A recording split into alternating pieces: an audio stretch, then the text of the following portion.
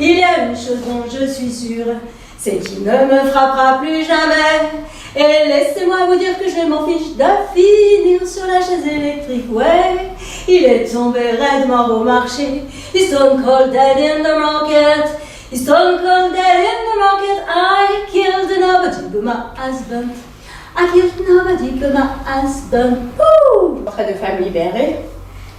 Nous allons rentrer dans le vif du sujet, les violences faites aux femmes. Très tôt, trop tôt, j'ai compris qu'une femme, qu'une jeune fille, et même qu'une petite fille, peut être une proie pour l'homme, et que malgré les avancées politiques et juridiques, la société est encore complètement à côté de la... Pour une nouvelle porte, celle de la violence conjugale. Trop longtemps resté caché car relevant de la sphère familiale ou de l'exception. On a pourtant dénombré 240 000 femmes qui ont vécu des violences conjugales en 2023. 9 victimes sur 10 sont des femmes et 9 agresseurs sur 10.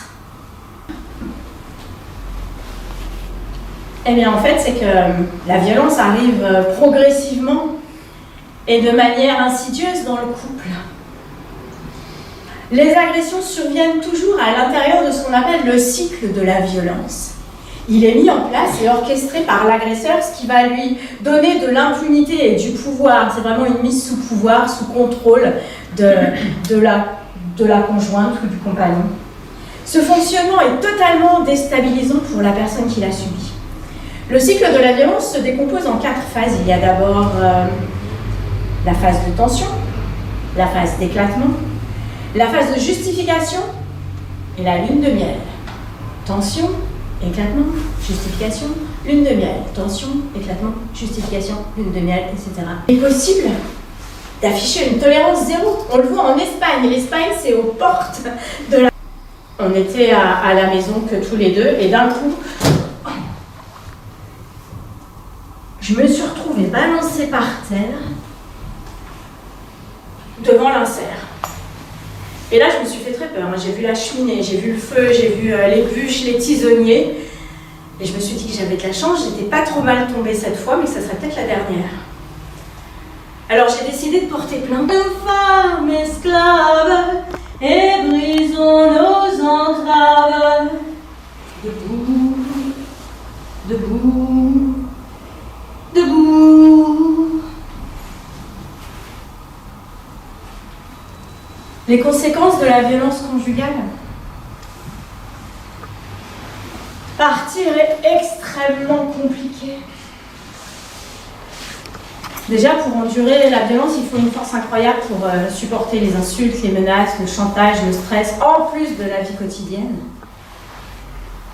C'est pourtant difficile de partir parce qu'il y a une peur constante, peur du chantage, peur des agressions, sachant que les 3/4 des féminicides ont lieu pendant la séparation ou après la séparation.